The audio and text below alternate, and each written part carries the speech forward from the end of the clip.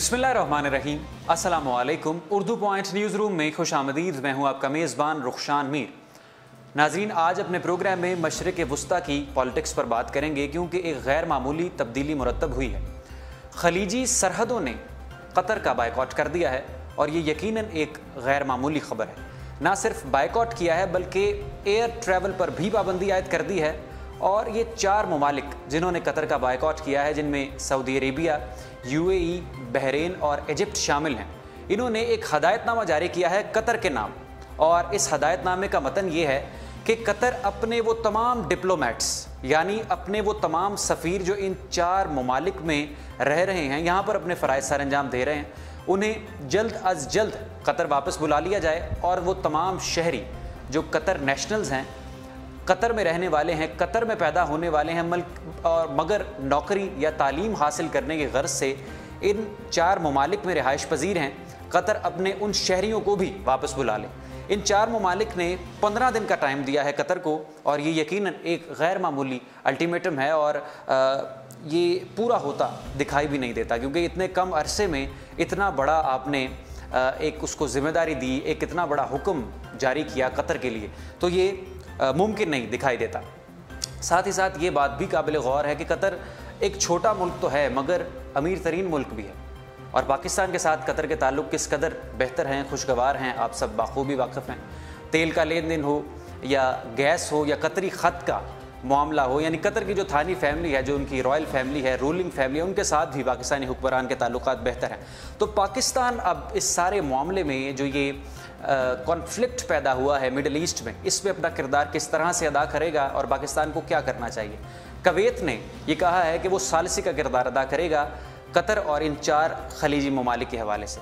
कुछ आज बात करनी है इस सारे मौजू पर, इसका तज्जिया भी करना है और अपनी राय भी पेश करनी है। तज्जियाकारों को भी टेलीफोन लाइन पर लेना है, मगर कुछ पहले अहम बातें इस हवाले से शामिल करते हैं। नाज़रीन, किसी भी मुल्क के लिए सबसे बड़ा मसला तो खुराक, उसकी हेल्थ और ये दीगर जो बुनियादी ज़रूरियात ज़िंदगी से वाबस्ता चीज़ें हैं, यकीनन वो होता है। और कतर के शहरियों के लिए इस वक्त खाना पीना ही एक मसला बन चुका है। कतर की जो 40% इम्पोर्ट है, फूड की इम्पोर्ट, वो सऊदी अरब से होती है, 40%। और सऊदी अरब ने अपना बॉर्डर इंस्टेंटली, फौरी तौर पर कतर के साथ जो बॉर्डर शेयरिंग है उसको बंद कर दिया है, उसको सील कर दिया है। कतर के साथ ज़मीनी बॉर्डर शेयर करता है सऊदी अरब, और पानी उसको साथ टच करता है ईरान।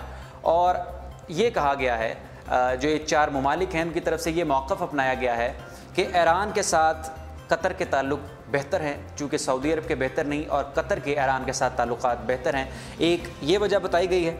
और जो दीगर ममालिक हैं जिनमें इजिप्ट शामिल है, जिसमें बहरीन शामिल है, इजिप्ट का ये मौक़िफ़ अपनाया है इजिप्ट ने कि इसने सारे मिडल ईस्ट पॉलिटिक्स में कतर ने एक एंटेगनिस्ट अप्रोच इख्तियार की है। एंटेगनिस्ट से मुराद यानी एक विलन अप्रोच इख्तियार की है, बुरी अप्रोच इख्तियार की है। और मिडल ईस्ट के जो ताल्लुकात हैं उसको ख़राब करने में, उसको एक्सप्लॉयट करने में कतर ने अपना किरदार अदा किया है। सऊदी अरब ने यह कहा है कि कतर ना सिर्फ ईरान के साथ कतर के ताल्लुकात बेहतर हैं, बल्कि ये दहशतगर्द तंजीमों की भी सपोर्ट करता है, जिसमें दाइश शामिल है, Iraq, Islamic state of Iraq and Syria शामिल है, जिसके ख़िलाफ़ हमने इत्तेहाद बनाया इस्लामिक मिलिट्री अलायंस का, और कतर भी उसका हिस्सा था, उसको सपोर्ट करता है। और अलकायदा को सपोर्ट करता है कतर। इस वजह से इसके साथ तमाम ताल्लुकात ख़त्म कर रहे हैं, और जो एयर ट्रैवल है उस पर भी पाबंदी आयद की जा रही है। और सऊदी अरब ने अपना बॉर्डर भी सील कर दिया। अभी हालात खासे कशीदा हैं। जो कतर के जो फॉरेन अफेयर मिनिस्ट्री है, कतर की फॉरेन अफेयर मिनिस्ट्री ने वो ये कहा कि जो तमाम हमारे पर इल्ज़ामात लगाए गए हैं वो जस्टिफाइड नहीं हैं और वो हकीकत पर मबनी नहीं है, उनका सच के साथ कोई लेना देना नहीं। कतर किसी भी दहशतगर्द तंजीम को सपोर्ट करने में या उनकी फंडिंग करने में किसी भी तौर से अपना किरदार अदा नहीं कर रहा। अब देखना यह है कि क्या सच है और क्या झूठ। हमें भी टेलीफोन लाइन पर ज्वाइन करेंगे नहायत काबिल प्रोफेसर है, असिस्टेंट प्रोफेसर है इंटरनेशनल रिलेशंस के, और मशरिक़ वुस्ता की जो पॉलिटिक्स है उस पर गहरी नज़र भी रखते हैं। उनसे कुछ सवालात करेंगे और उनका तज्जिया अपने प्रोग्राम में शामिल करेंगे कि ये आखिर अचानक। हमारे साथ इस वक्त टेलीफोन लाइन पर हमें ज्वाइन किया है डॉक्टर मोहम्मद अलियास अंसारी साहब ने, जिनका तारुफ मैं अभी करवा रहा था। असिस्टेंट प्रोफेसर हैं इंटरनेशनल रिलेशंस के। अस्सलाम वालेकुम सर। वालेकुम अस्सलाम। इलियास साहब, बहुत शुक्रिया अपना कीमती वक्त देने के लिए। आपसे ये जानना चाहेंगे, तजुर्बाकार हैं आप, ये बताइए कि अचानक ये क्या वजह बनी कतर के साथ ये सारे रिलेशंस ख़त्म करने की और फिर ये पाबंदियां आयद करने की? क्या लगता है आपको? देखिए, ये उसका आप कह लें कि फॉलो अप है ट्रंप के दौरे का। इसका दूसरा फॉलो अप जो है वो शायद आने वाले दिनों में कुछ इस सूरत में भी दिखाई दे कि जो एक मुत्तहिदा इस्लामी अफवाज का जो एक फ्रंट बनाया जा रहा था, राहील साहब जिसके लिए सऊदी अरब में हैं, ये आइडिया किसी भी तौर अमेरिकन को ना पसंद है और ना ही बर्दाश्त है। लिहाजा अंदरून खाना पैगाम यही है सऊदी हुकाम के लिए कि इसको डिसमेंटल किया जाए। अच्छा, तो ये इस खित्ते के लिए आने वाले दिनों का जो नक्शा है उसका आगाज हुआ है। ये बिल्कुल एब्रप्टली इतना बड़ा इकदाम, क्योंकि जो सफारतकारी के तकाजे होते हैं उसमें एक ही वक्त के अंदर इतना शदीद इकदामात नहीं किए जाते। उसका आगाज छोटे इकदामात से किया जाता है, उसके बाद फिर बड़े इकदामात की तरफ जाया जाता है। यहाँ पर तो ये हुआ है कि एक ही दम में इतनी बड़ी कार्रवाइयाँ की गई हैं जिसमें ये कहा गया है कि कतर के बाशिंदे इन 6 ममालिक की जो हदूद हैं उनको छोड़ दें।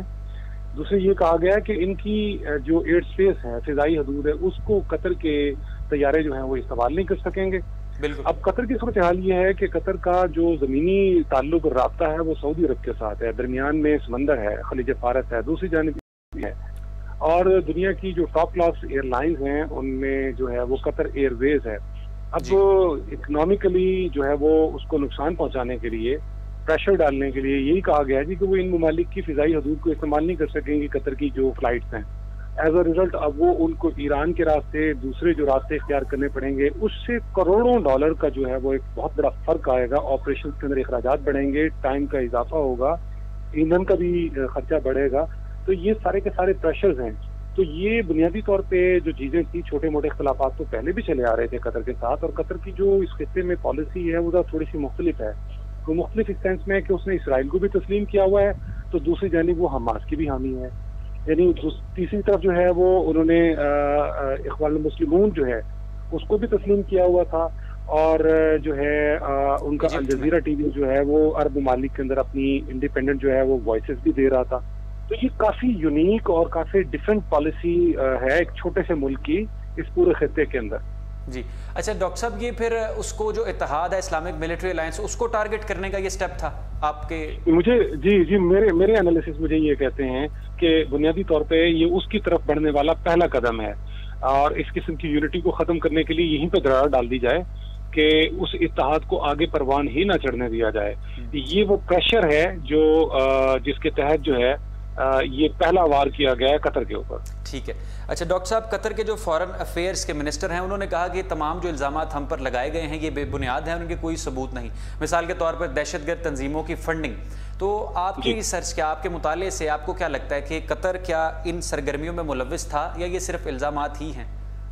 देखिए, इस तरह के इल्ज़ामात मुस्लिम ममालिक एक दूसरे पे लगाते हैं, और जब इख्तलाफात होते हैं तो ये चीज़ इसी तरीके से आती है। और हम पे तो सबसे बड़ा इल्ज़ाम लगता ही रहता है, जबकि दहशतगर्दी का सबसे बड़ा शिकार हम पाकिस्तान के लोग हैं, और हमें कहा जाता है जी कि हम दहशतगर्दी को एक्सपोर्ट करते हैं। तो इस तरह के इल्ज़ामात मुस्लिम ममालिक पे लगाते हैं। लेकिन जहाँ तक ताल्लुक है देखिए दहशतगर्दी के इल्ज़ाम का, वो इख्वान मुस्लिमून को दहशतगर्द सऊदी अरब करार देती है। यही इख्वान मुस्लिमून के जो लोग हैं वो उनकी किताबें पहले यहाँ पे पढ़ी भी जाती थी सऊदी अरब के अंदर और सब कुछ था, लेकिन चूंकि अरब स्प्रिंग के नतीजे में बादशाहतों को जब खतरे लाहक हुए और उसके नतीजे में मिस्र के अंदर इख्वान मुस्लिमून की मुर्सी साहब की हुकूमत आई, तो उससे जो है वो एक खौफ की लहर तमाम अरब बादशाहों में दौड़ गई कि अगला टारगेट हम हो सकते हैं। लिहाजा सऊदी अरब में भी और बखसूस मुत्तहिदा अरब अमारात में भी जो हामी थे इख्वान मुस्लिमून के, उनको गिरफ्तार भी किया गया, उन्हें फांसियों की सजाएं तक भी दी गई मुत्तहिदा अरब अमारात के अंदर। तो उन्होंने कहा जी कि इसको दहशतगर्द डिक्लेयर किया जाए, और उधर से जो सीसी की हुकूमत आई थी, अब्दुल फताह सीसी की, मुर्सी साहब की हुकूमत को पलटने के नतीजे में, जो एक इंटरनेशनल साजिश के नतीजे में थी जिसमें अमेरिका भी शामिल था, जिसमें इसराइल भी शामिल था और चंद और ममालिक भी शामिल थे, तो उसके नतीजे में इन्होंने मुआशी हालत को बेहतर बनाने के लिए मिस्र की सीसी की आने वाली हुकूमत को इस्तेहकाम बख्शने के लिए खजाने खोल दिए सऊदी अरब ने, और कहा कि जी हम इसको दहशतगर्द समझते हैं इख्वान मुस्लिमून को, और इसके तहत जो है बाकी ममालिक में भी जहाँ जहाँ इख्वान मुस्लिमून मौजूद थी इसी तरह का दबाव डाला गया। तो बुनियादी तौर पर इख्वानुल मुस्लिमून का मामला ये तो काफी पुराना चला आ रहा है। कि अचानक जो बात आई है वो अब उसको जोड़ रहे हैं इस बात से कि जनाब ये हौसी जो बागी हैं उसको भी जो है असलहा फराहम कर रहा है कतर। सऊदियों की जानिब से ये इल्जाम भी आज किया गया है कि वो अलकायदा को भी जो है वो सपोर्ट फराहम करता है, उन पे जो इस तरीके से शाम के अंदर जी जो है दाइश के हवाले से उसकी बात करता है। अब बैकबुक की सारी चीजें एकदम फ्रंट खोल दिया गया है। तो ये वो सारे मसाइल हैं जो उसको ऊपर प्रेशर डालने के लिए किए गए हैं। जिस तरीके से मोदी हमारे ऊपर एक ही वक्त में बौछार कर देता है बहुत सारी चीजों की, तो ये इस तरह की स्ट्रेटेजी दिखाई देती है। अच्छा डॉक्टर साहब, ये जो प्रेशर डाला गया है आपको क्या लगता है कॉन्फ्लिक्ट चलता रहेगा? क्योंकि 14 दिन में अपने सिटीजन और डिप्लोमेट्स वापस बुलाना भी मुमकिन नहीं लगता, और कुवैत ने अभी ये कहा कि वो मीडिएटर का किरदार अदा करेगा, सालसी का किरदार। तो आपको क्या लगता है कशीदगी इस तरह से चलती रहेगी? देखिए ये अमेरिका के मफाद में है और जो मिडिल ईस्ट के जो नक्शे डिजाइन किए गए हैं जिसमें इन ममलकतों को मजीद तोड़ना है, तो उसके तहत तो आलमी ताकतों का जो खेल है वो यही कहता है। लेकिन सीरिया के अंदर इस वक्त मुस्लिम मुल्कों के मुख्तलिफ मफादात हैं, वो सारे वहाँ मौजूद हैं। वहाँ बरतानिया मौजूद है, वहाँ फ्रांस मौजूद है, वहाँ पे रूस मौजूद है, वहाँ पे जो है अमेरिका मौजूद है, इसराइल भी इनडायरेक्टली वहाँ पे मौजूद है, तुर्की के अपने मफादात हैं वो वहाँ पर मौजूद है, सऊदी अरब के मफादात हैं वो मौजूद है, ईरान वहाँ पर मौजूद है। अब ये सारे के सारे जो सीरिया के अंदर बैठ के सब कुछ कर रहे हैं, जाहिर है कि ये दूररस असरात के लिए मौजूद है।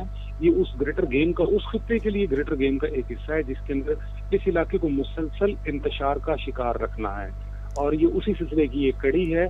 और जहाँ तक ताल्लुक है कि मिडिल ईस्ट का जी हाँ जी, तो उसमें जो है खुद आज कतर की तरफ से बयान आ गया है, उसमें उन्होंने कहा है कि हम इसको मुज़ाकरात के जरिए से इस मसले को हल करने के लिए तैयार हैं, यानी उन्होंने अपने इस चीज का इजहार किया है।